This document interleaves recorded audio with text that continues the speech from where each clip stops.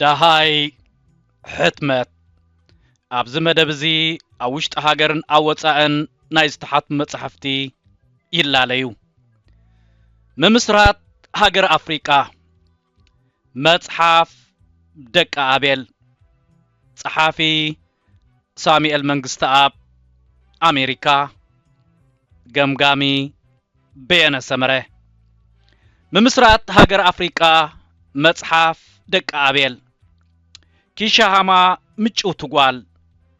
إلوا يقداوان حزه كافتعاتياتو زنبرت حسابات كوصعا انحلنه نساو الناس حقت دي شاهما مچو ودي بلتو عينو ناتمتت سياندا اني سينيناميك سياندا انا فتوكي دقي ملا انحاس حاسه كوما بينك مليونات مس مليون فقري حزن الله دقائق ان حلفه ليتي ان عمق خده دراس ساميل منجستاب نزا مصحف كم مذكرتا نتوم كاب قبيلان انداونا تحساسبا وصيوم نممسرات هاجر افريقيا زقالسو زلون اتقالسون حاليت معبال افريقيا تخونلي بمبال مجمارو اتا مصحف نزتيما كسعسعلي بمبال حاسيبو من باب جمر نبابي قنوع قمت كم زوسده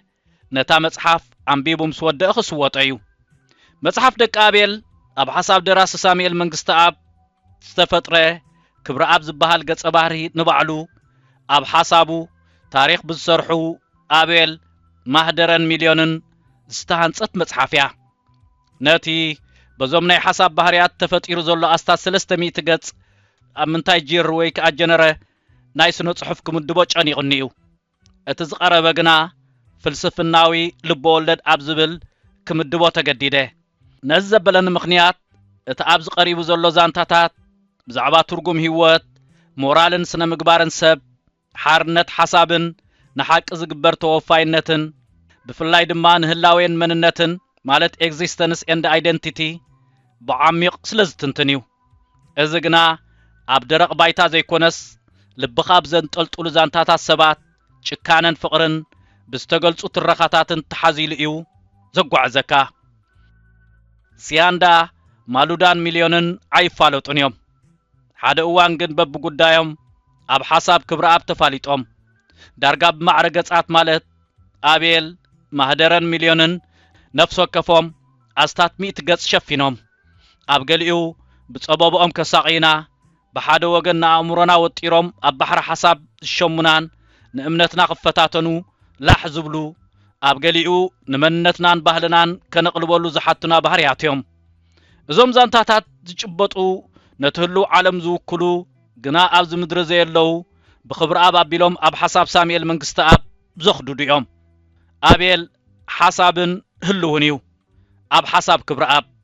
نصو اتي نعاقا وحنا بحمد كيره حرستت كي تشجروا أب جوبون ميدان بمعرق حرسو خمز خلو خجبريه إلو زفكر زنبرجنا أب هلم زبلا أرعت وتدرنا تشميمو أب قدم عينو تفع السبات مقدران كرئي حلمو خي تكبر بعزز سرايت مكراو زبلعه زدن قص فطر كوينو دراسي أب حساب كبر أب زفطر عيو اتي كونتاو حساب كبر أب نتحسابه وحساب كزارب كله أبيل وعيون دفارن سلزنبره وتحدراوين حلوفتو يسألوا نبرو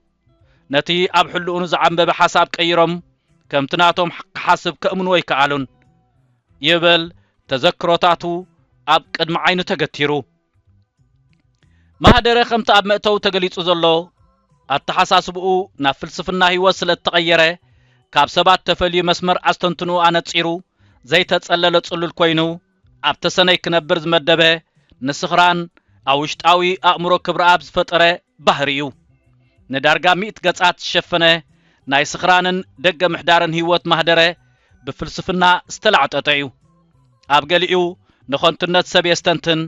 ኣብ ገሊኡ ድማ ንእምነትን ሃይማኖትን ሰባት ይብድህ እቲ ንኣስታት 3000 ዓመታት ብሃይማኖትን ፈላስፋታትን እዚ ዓለም እተኣምነሉ ኣምላኽ ኣብ ውሽጥና ኣሎ ዝብል ኣተሓሳስባ ናብ ንሕና ኣብ ውሽጢ ኣምላኽ ኢና ንነብር ዝብል መርትዖ ክበጽሐ እናበለ ብዛዕባ ፍጥረትን ፈጣርን ዝመስሎ እናተፈላሰፈ ኣእምሮና ክሳብ ዝሓብጥ እዩ ብሓሳብ ዝውጥረና ሚልዮን መቐጸልታ ማህደረ እዩ ኣብ ርእሲ ክብሪ ኣብ ዝነብር ውሽጣዊ ምሕደር ሓሳባት ማህደረ እዩ ንሱ ኣብ መንጎታ ናብ ወፃእ ምኻድ ዝሕልማ ጓል ትግርኛ መርሃዊትን እታ ንምዕቡል ዓለም ራሕሪሓ ኣብ ማእከል ደቂ ዓደይ እናነበርኩ ንህዝበይ ከገልግለ ኢላ ካብ ምዕራብ ዝተመልሰት ጓል ኩናማ ዶክተር ሲያንዳ ኣብ ባሮንቱ ብፍቕርን ዝተወጠጠ እዩ እዚ ኣብ መወዳእታ ክፋል ዘሎ ዛንታ እምበኣር እዩ ሃገር ኣፍሪቃ ትምስረተሉ ብኣምሳል መውስቦ ሚልዮንን ሲያንዳን ዝምድና መርሃዊትን ማሉዳን ዝጅምር እቲ ኣብዚ ዘሎ ዛንታታት ርእሱ ዝኸኣለ ሰለስተ መጠናዊ ልበወለድ ማለት ኔቮላ እኳ እንተኾነ ኣብ ሓሳብ ክብረኣብ ተሓዚሉ ከም ሰንሰለት ተኣሲሩ ከም ሓደ ዛንታ ቀሪቡሎ ጸሓፊ ዘርኣዮ ክራኸብ ዘይክእል ዛንታታት ዝመስል ብዝመሃዞ ሓሳባዊ ሜዳ ክተሓሓዙ ምግባሩ ፍሉይ ቅዲ ኮይኑ ረኺበዮ ቅድሚ ሕጂ ደድሕሪ ሓንቲ ጓል ኣብ ትብል መጽሓፉ ዘርኣዮ ኣብ ሓሳብ ዝፍጠር ዛንታታት ኣብዛ መጽሓፍ ብገፊሕ ሓምቢሱሉሎ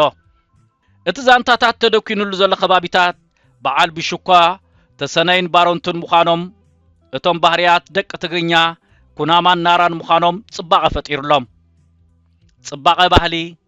ጽባቐ እምነትን ጽባቐ ፍቕርን ብፍላይ እታ ናብራ ኣሜሪካን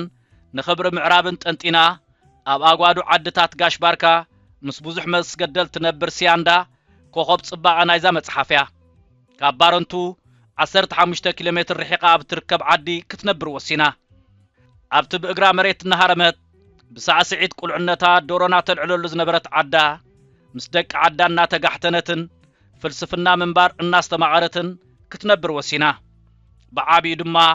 እቲ ኣፍሪቃውያን ካብ ዓዶም ምስዳድ ገዲፎም ናብ ዓዶም ተመሊሶም ነቶም ዘሳቂዎም ደቂ ዓዶም በዲህካ ሃገር ኣፍሪቃ ኣብ ምስራት ተምሳሌያዊት ጽባቐ እያ ንሚልዮን እታ ካብ ኣስመራ መጽያ መርሃዊት ናብ ክትውጥጦ በቲ ካልእ ድማ ፍቕሪ ሲያንዳ ኣይገድፈካን ዝብሎ ምጉታት ጽባቐን ቁም ነገርን ኢኻ ተንብብ እዚ ብዘገርም ጥበብ ዝተገልጸ ምሳሌያዊ ንኣፍሪቃ ሓዲግና ንኺድ ናይ መርሃዊትን ኣይፋልን ናብ ኣፍሪቃ ንመለስ ናይ ሲያንዳን እዩ ሲያንዳን ማሉዳን ምህላዎም ነዛዛንታ ኣማሚቖማ እዮም ብኦም ኣቢልካ ባህሊ ኩናማ ተስተማቐር ስም ከተማ ባሮንቱ ብዝምልከት ከይተረፈ ከምዚ ተንብብ ባሮንቱ ካብ ቋንቋ ናራ እተወስደ ጻዕዳ ማይ ማለት እዩ እቲ ዳርጋ ልክ ዓደማምፁ ብቋንቋ ናራ ከዓ ቢያ ኣሬንኮ እዩ ቢያ ኣሬንኮ ማለት ድማ ናብ ቋንቋ ኩናማ ክትርጎም ከሎ ቢያ ኣራ ማለት እዩ ቢያራ ማለት ድማ ብትግርኛ ጻዕዳ ማይ ማለት እዩ መጽሓፍ ደቂ ኣቤል ብጸበባን ማሒሩን ሓሊፋ ብሚልዮንን ሲያንዳን ፍቕርን ምትሕዋስን ኣተግቢራ ተስፋ ሰኒቓት ወጸላ እያ ኣብ ነፍሲ ወከፍ ሕጥቦ ጽሑፍ ንጥቕሲ ዝኸውን ዝተተኽተኸ ሓሳባት ፍልስፍናን ፍልጠትን እዩ ዘሎ ኣፍሪቃዊ ምትእኻብ ድማ ካብቲ በዓል ማሉዳ ኣዕራብ ሓውቦታትኩም ንሕና ድማ ኣኮታትኩም ኢና ዝብለና ናብ ብሓሳባዊ መወስቦ ምጥርናፍና ብኸም ዝስዕብ ይገልጾ ፍቕሪ ኣፍሪቃውነት ካብ መወስቦን ብሓደ ምንባርን ይዝጅምር ኣፍሪቃ ከምቲ ናይ ካልኦት ሃገራት ምዕባለ ከተምጽእ እንተኾይና መዝሙራ መዝሙር ፍቕሪ ክኸውን ኣለዎ መዝሙር ባእሲ ግጥምታት ጭንቂ ጥቕስታት ኩናት ካብ ነፍሰ ከፍ ኣፍሪቃዊ ክርሕቕ ኣለዎ ሕስብ ሞነብሎ ኣፍሪቃዊ ምትእኻብ ካብ ሓሳባዊ ምውሳብ ይዝጅምር ከምቲ ዝተገልጸ እዛ መጽሓፍ ንህላውን መንነትን ሰብ ክትገልጽ ዘይተጓዕዘቶ መገዲ የለን ሓንቲ ሃገር ኣብ ክንዲ በቲ ፖለቲካዊ ናይ መግዛእቲ ካርታ በቲ ናይ ባህሊ ቋንቋ ኣቀማምጣን መሬትን መውስቦን ተራእዩ ተፈጥራዊ ካርታ የድልየና ነይሩ ንዓና ቋንቋና ሕብርና እዩ ብዝሒ ቋንቋን ባህልን ስለ ዘለና ብጽቡቕ ምሕደራ እትመሓደር ሓንቲ ኣፍሪቃ ተድልየና ኣላ ሃገር ማለት መሬት እዩ ለዓላውነት ማለት ድማ ህዝቢ እንተዘይ ከቢሩ እቲ መሬት ሃገር ኣይኮነን ዝኸውን በዱ መሬት እዩ ዝበሃል ቋንቋ ሃገር ኣይኮነን ቋንቋ ህዝቢ እዩ ኣብ መደምደምታ መጽሓፍ ደቂ ኣቤል ኣብ ሓሳብ ብዝተሃንጸ ፍጡራን ኣቢላ ፍቕሪ ጭካነ ጸበባን ማእሰርትን ብዑምቆት እናዘንተወት ክትሓስብን ከተስተንትንን ትገብረካ ዛጊት ኣብ 2026 ካብ ዘንበብኮን መጽሓፍ ትግርኛ እታ ዝበለጸት ኮይናላ በየነ ሰመረ 19 መጋቢት 2026 ዝኸበርኩም ተኸታተልቲ ሞዛይክ ባህሊ ነዛ መጽሓፍ ካብ www.ሰማያት.com ወይ ድማ ካብ ጸሓፊ ሳሙኤል መንግስቲ ኣብ ኣሜሪካ ክትረኽቡዋ ትኽእሉ ሰናይ ንባብ ብስራት ነፍቀርት ንባብ መጽሕፍቲ ኤርትራውያን ኣወፃኣ ሃገር ኣበይ ክንረክብ ንኽእል ኢልኩም እትሽገሩ ሰባት ውሕዳት ኣይኮንኩምን ነዚ ፍታሕ ንምንዳይ ብዝተኻለ መጠን ኣብ ውሽጢ ሃገርና ወፃእን ዝሕተሙ መጽሕፍቲ ናብ ኣንበብቲ ንምቕራብ ንዝሓለፈ 8 ዓመታት ከይተሓለሉ ካብ ዝሰርሑ ትካላት ብቐዳምነት ዝስራዕ ሰማያት ምሕታምን ምክፋልን መጽሕፍቲ ኤርትራውያን እዮም ኣብ መርበብ ሓበሬታ ሰማያት.com ናብ ኣሜሪካ ካናዳን ሃገራት ኤውሮጳን ዝለኣኹ ልዕሊ 450 ዓይነት መጽሕፍቲ ብኣሽሓት ቅድሓት ይርከቦም ሰማያት መሸጣ መጽሕፍቲ መበቆላውያን መጽሕፍቲ ብናይ ትርጉም መጽሕፍቲ ተዋሒጦም ከይተርፉ ዘይተኣደነ ጻዕሪ የካይድ መርኣያ ናይ ዝኸኣ ታሪኽ ህይወት ሓርበኛ ቦና ወልደ ኣብ ወልደ ማርያም ትኩ ይሕደጎ ኪዳነ ክፍሉ ዓብደል ቃድር ከቢረ ሼኽ ኢብራሂም ሱልጣን ዶክተር ፍጹም ገብረ ስላሴ ጠበቃ ጸጋይ ኢያሱ አዝማች በርሀ ገብረ ኺዳን ብላታ ካሕሳይ ማሉ ጀነራል አማን ዓንዶም ብርሃን ኣብ ጸልማት ወዘተ ዝኣመሰሉ ልዕሊ 35 መበቆላውያን መጽሕፍቲ ሕቲሙ ኣብ ምክፍፋል ይርከባሎም ሰማያት መሸጣ መጽሕፍቲ ዝርግሐ መጽሕፍትን ምድንፋዕ ንቕሓት ኤርትራውያን ክብን ምባልን ንኤርትራውያን ጸሓፍትን ደረስትን ምትባዕን ኣብ መላእ ዓለም ምስ ዝርከቡ ኣብ ምሻጥን ምክፍፋልን መጽሕፍቲ ኤርትራውያን ዝነጥፉ ውልቀ ሰባትን ትካላትን ተረዳዲኡ እናሰርሐ ንዕብየት ስነ ጽሑፍ ሃገርና መሪሕ ተራ ምጽዋት ይርከብ ናይ ቅድምን ሓድሽ መጽሕፍትን ምርካብ ምርጫኹም ኣብ ሕቡራት መንግስታት ኣሜሪካ ንዝመደበሩ ሰማያት መሸጣ መጽሕፍቲ ይኹን ምርጫኹም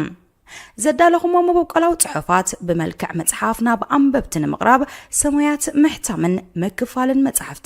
መጽሕፍትኹም ብዝደለኹም ዓይነት ወረቐትን ገበርን ብርትዓዋ ጋሕቲሙ ከረክበኩም ይኽእል መኣስ ዝጥራሕ ጽሑፍኩም ክኢላ ቋንቋ ክሓልፎ ሓገዝ ኣርትዖትን ንድፊ ገበርን ዝሰርሑልኩም ክኢላታት ኣብ ምርኻቡን ሓገዝ ክንገብር ንኽእል ብጽሑና ብስራሕና ክትዓግቡ ኢኹም